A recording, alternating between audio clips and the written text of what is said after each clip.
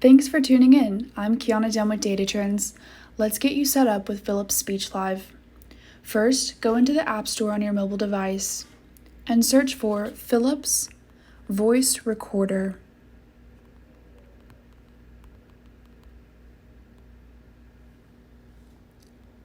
This is the correct application. Click Get to download. And once the download is complete, click Open.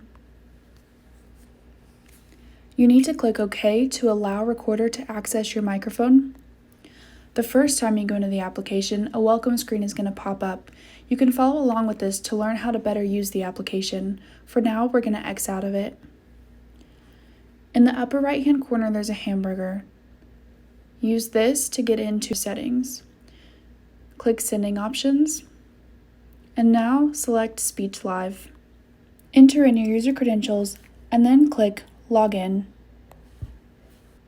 Now you're set up.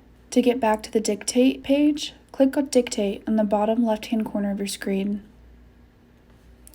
And now we can start our first recording by clicking on the red microphone.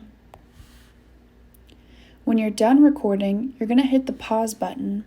When you're ready to send, click on the third icon on the bottom, 3 dots connected in kind of a triangle.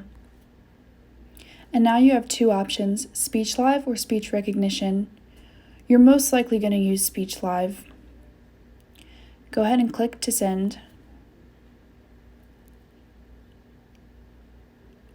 Looking back at your sending options, you're most likely not going to use speech recognition. So to get rid of that, we're going to go back into the hamburger and then click on Settings in the bottom right-hand corner and uncheck Use Speech Recognition Service. Go back to Dictate, and now when you click Send, it'll immediately send through SpeechLive. And that's it, you're all set up.